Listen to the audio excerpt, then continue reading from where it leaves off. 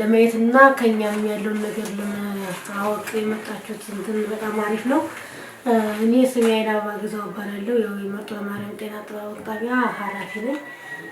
ስለዚህ በእኛ ጤና አጠባበቅ ጣቢያ ውስጥ ያለው መጀመሪያ ያው ከቦርዳችን ከሚገኙ 8 ጤና ጣቢያዎች መካከል አንዱ የኛ ነው። ይኸውም በዚህ ክላስተር ወይም በእኛ ጤና አጠባበቅ ጣቢያ ውስጥ የሚገኝ የህዝብ ብዛት 45697 የህዝብ ብዛት አለው። በውስጡም ያው 10 ጤና ኬላዎች አሉት። ስለዚህ ያው አጠቃላይ የወረዳውን የግማሽ ማህበረሰብ ህዝብ የሚያገለግል ጤና ተቋም ነው ማለት ያለው። ዞሮ እንግዲህ በእኛ ጤና ጣቢያ ውስጥ ያለው አገልግሎት ምን ይመስላል የሚለውን ነገር ስናየው አንደኛ ከአገልግሎት አሰጣጥ እንግዲህ የሚሰጧቸው የህክምናና የመከላከል ስራ መስራት ያደረገ ነው በእኛ ክላስተር ውስጥ የሚሰጥ የጤና አገልግሎት ማለት ነው።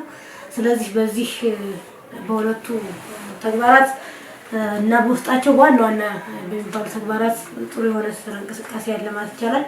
እንዳጠቃላይ ያው ከጤና መድንም አንፃር የሚሰራ ስራ በርካታ የሆነ ስራ አለ። ስለዚህ በዚህ በ10 ቀበሌ አሁን ላይ 100% በሚባል ደረጃ ሁሉም የጤና መድን አባላት ክፍያውን ፈጽመው የጤና መድን ተጠቃሚ እና የህክምና አገልግሎት ተጠቃሚ የሆኑበት አግባብ አለ ማለት እችላለሁ።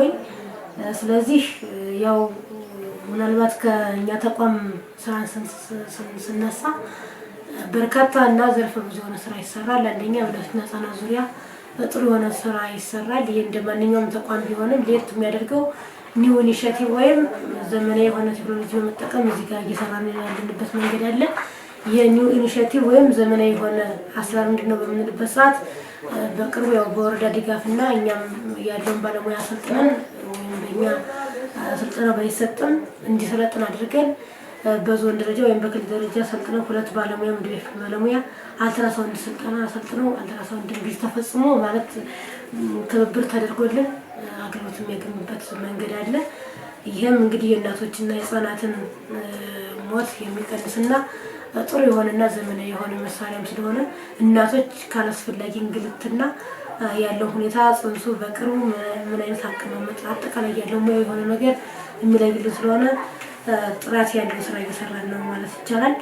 ከዛ ውጭ ከላቦራቶሪ ስነሳ ያው ኒው ኢኒሺየቲቭ ወይም አዲስ ቴክኖሎጂ ከመጠቀም አንፃር ሲቪስ ማሽን እንደዚሁ ዳታ ተደርጎልን አገልግሎት ያለበት መንገድ አለ።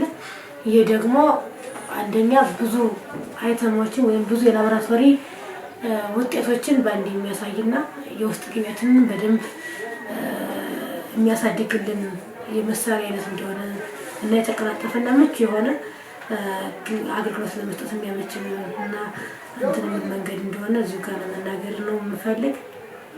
ሌላ ከአገልግሎት አሰጣጥ አንፃር ተያይዞ እና ከዚህ በፊት በርካታ የሆኑ ችግሮች ይስተዋላሉ። የአገልግሎት አሰጣጥ ችግር የሚነሳው ከኛም ብቻም ሳይሆን ወይም ባለሙያ የሚያደርገው ችግር ብቻ ሳይሆን ማህበረሰቡ ከሚፈጥረው ችግር አንፃር የተነሳ አንድ ነገር ይፈጠር ነበረ።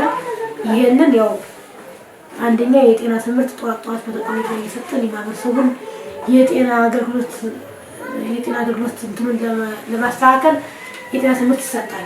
የምንድነው ባለሙያው ማለት ደንበኛውና ባለሙያው በደንብ ተናቦና ያለውን ነገር እንትን ብሎ እንዲሰጥ አገልግሎት እንዲያገኝ የሚደረግ ነገር የምንፈጥርበት መንገድ በሚባልበት ሰዓት አንደኛ ደንበኛው መጥቶ እኛ ጋር ቀጥታ የሆነ ችግር እንኳን ቢፈጠር ከባለሙያውና ካለው ሰራተኛ ጋር ያለውን ነገር ኮምፕሌኑን አግባብ በሆነ መንገድ ለተቋም እንዲያሳውቅና ለዚህም የአገልግሎት ችግር እንዳይፈጠር የራሱን የቻለ ፎካል ተፈጥሮለት ያለውን ነገር ለፎካሉ ማሳወቅ እንዳለበት ለማህበረሰቡ እና የፈጠርንበት መንገድ አለ። ከዛ በዝለል ደግሞ ያው ባለሙያው ቢሆን ያለው ሰራተኛ ለማህበረሰቡ ቅንና እንደዚህ በቃ ያለውን የሙያውን ነገር እንዲወጣ በፖላይት መንገድ እንዲያስተናግድ በየወሩ በምናደርገው ስብሰባ ያለውን ችግር እያሳየን ችግሮች እየተረዳን የምንቀርብበት መንገድ እንዳለ እዚሁ ጋር ለማየት የቻልንበት አለ በራሳችን መድረክ። ከዛ ውጭ ግን የአገልግሎት አሰጣጥ ችግር የሚያመጣው አንደኛ የባለሙያው ችግር እንዳለ ሆኖ በዋናነት ደግሞ የግብአት አቅርቦት ችግር ነው። ምክንያቱም አንድ ማህበረሰብ ወይም አንድ ታካሚ መጥቶ እኛ የሚፈልገውን አገልግሎት ማግኘት ካልቻለ አሁንም ቢሆን ሮመሮች አይቀሩም። ስለዚህ ይህንን የግብአት ችግር የሚታከልበት መንገድ ያው እኛ ያለንን ግብአት በአግባቡ እየተጠቀምንና በደንብ እያልን ለማህበረሰቡ የምናገለግልበት መንገድ አንድ ነገር ነው። ከዛ ውጭ ግን ግብአቶች ሳያልቁ ቀድመን ግዥ እንዲፈጸም እኛ የራሳችንን ሲስተም አጠናክረን ግዥ ፈጽመን መጥቶ መድኃኒቶች በአግባቡ የሚውሉበት መንገድ አንድ መፍትሄ ነው የሚል ሀሳብ አለን። ስለዚህ ከመድኃኒት አቅራቦት ኤጀንሲ ወይም ከኢብሳሪ ያለውን መድኃኒት በአግባቡና በተገቢው መንገድ እኛም ግዥ እየፈጸም በተባለት መንገድ እየተገበርን እንገኛለን። እንደውም አሁን በቅርቡ በዚህ በጀት ዓመት 2 ጊዜ መድኃኒት ግዥ ፈጽመናል። ይህ እንግዲህ አንዳንድ ኢብሳሪ የምናነሳው ችግር ምንድን ነው? ልክ እኛ በዲሲ ኮሚቴ ወይም በመድኃኒት መጠየቂያ ሊስት መሰረት ተወያይተን ግዥ ስንፈጽም ለምሳሌ 90 አይተም ወይም 70 አይተም ለመጠየቅ አስበን ከሆነ እዛ ጋር የሚገኘው 30 እና 40 ወይም 20 ምናምን ነው። ይሄ ማለት ደግሞ አንደኛ በቂ የሆነ የመድኃኒት ፍጆታ ኑሮን እዚህ መጥቶ እንዳይጠቀም እንቅፋት ይሆናል። ስለዚህ እኛ ደግሞ ይህንን የመድኃኒት ሊስቱን ይዘን ወደ ውጭ እንዳንገዛ በጣም ከፍተኛ የሆነ የበጀት እጥረት አለ። አሁን እንደሚታወቀው አንደኛ የኢብሳ ጋር መድኃኒት አቅርቦት ኤጀንሲ ጋር በቂ የሆነ ግብአት የለም።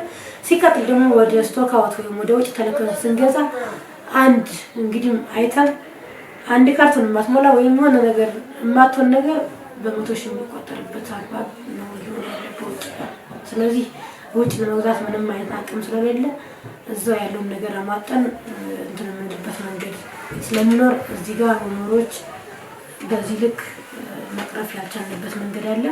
በአጋጣሚ ግን በአሁኑ ግዥ ስንፈጽም ቢያንስ በቃ ከ90 በላይ ጠይቀን 90 እና እንደዛ የሆነበት መንገድ አለ። አሁን በወቅቱ በገዛ ነው ግዥ የምንጠብቀውን የመድኃኒት እንትን አግኝተናል፣ አይተም አግኝተናል። ይህንን እንግዲህ ወደ ጤና ጣቢያችን ማስገብተን ገቢ ተሰርቶለት በአግባቡ የምንሰራበት መንገድ እንደሚኖር አሁን በቅርቡ ያየነው ችግር የተፈታበት መንገድ አለ።